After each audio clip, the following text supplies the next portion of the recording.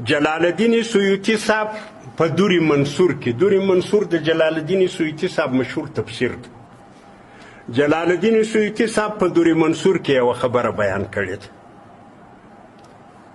هغه وایي نبی علیه صلات وسلام په دغه آخري حجة الوداع کې د عرفات پر میدان دعاګانې وکړې چې یا الله زما امت ته ګناهونه معاف کړه. ډېرې دعاګانې وکړې. الله جل جلاله له نبي علیه صلات وسلام سره دا وعده وکړه چې د بعضو شرایطو په لحاظ کولو زه دا ستا امت ته دا ګناهونه وربخښم، خو لیکن هغه ګناهونه چې زما حقوق وي الله ویل دی چې یو پر بل حقوق سره لري هغه دوی پیږي کاري پیږي زه نه بخښم. نو دا فیصله وسوه. نبی علیه صلات وسلام له عرفات راغی، مزدلفې ته سهار پر مشعر حرام ودرېدی.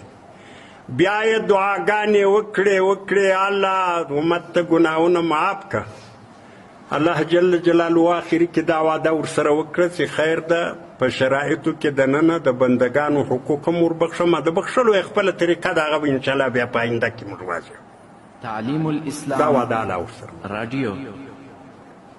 شیطان ډېر سخت خپس و، دا لوی شیطان دا د شیطانانو پلار، دا خداوزه څاري ورسره روان ده چې دلته څه فیصلې کېږي، دلته دا بېکاره نه کښېني، دغه موږ ته یو چې دغه یې ناست دا ټول شرایط څاري. داسې دغه د الله وعده ولیده، ډېر سخت خپس و، داسې دښته ووتی، نارې یې کړې، په خاوره کې ورغښتی، سر یې سپېره کوي، ویې ځړل. دا نور انډیوالان یې سره پراغونډ شو چې خیر ده ولې داسې خفه یې؟ ده ویل خو داسې الله له خپله پیغمبره سره وعده وکړه، موږ ورته یې کور ورسپېرو کړو، حرام به په وخورو، رشوت به په وخورو، ظلم به په وکړو، غصب به په وکړو. بله ورځ یې الله وربخښي نو زموږ وروستی خوا د کور سپېره سو. هغه وایي چې دوی ورته ویل ده خو دلته حواس له لاسه ورکړي وو، د دوی حواس پر ځای وو. دوی ورته ویل چې ته پریشاني کومه چل یې زموږ زده ده. ده ویل څنګه؟ ویل ګناه به په کوو د طاعت په شکل کې، ګناه به نه ورته ښکاروو. همز بیا خو نو توبه هم نه پرکاږي، بیخي هېڅ رجوع الله ته نه کوي. دی چې وایي با زه ښه کار کوم، ویحسبون انهم یحسنون، ده دا ګناه خیال ده چې زه ښه کار کوم. الوی شیطان ول یاره ډېره ښه توجیه ده، بس کامیابي حاصله سوه، کار وسو. ځئ دغه کار کوئ چې ګناه د عبادت په جامه کې ورته ښکاروئ. یي به ګناه د ده بېڅه د زړه په ښه د استرلا ټولو خلکو زه دینداره یم او دی د خدای په غضب اخته ده. دغه ته وایي بدعت. چې یو چا ته وایي، اوس موږ ټول خلک وایي چې چا ته وایي لکه دا کار مه کوئ، نو خو ښه کار ده.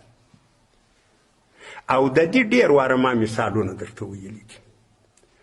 شیعګان اذان کوي، شیعګان په اذان کې وایي اشهد ان علي ولی الله. دا خبر موږ منو، زموږ دا ایمان ده، دا عقیده ده چې علي د الله ولی ده. د شیعګانو پر دغه جمله موږ اعتراض نه لرو چې علي د الله ولی نسي، نو بیا د الله ولی دا څوک؟ پر دې زموږ اعتراض نشته. مګر شیعګانو ته چې دغه اوس موږ دا کوچنی هلک دلته د شیعګانو اذان واورو، د تسدید ته راځي وایي اذان یې غلط وکړي. ولې یې غلط وکړي؟ غلط خبر خو به نه یې کړي، خو ده ول علي ولی الله، نو علي خو د الله ولی ده. نو خو دا خبره په نفس الامر کې په ذات کې خو صادقه ده، خو دغه یې ځای نه ده، بې ځایه دې وویل. دغه ته وایي بدعت. ودې کوي ښه کار، خو بې ځایه دې وکړي. واخر دعوانا ان الحمد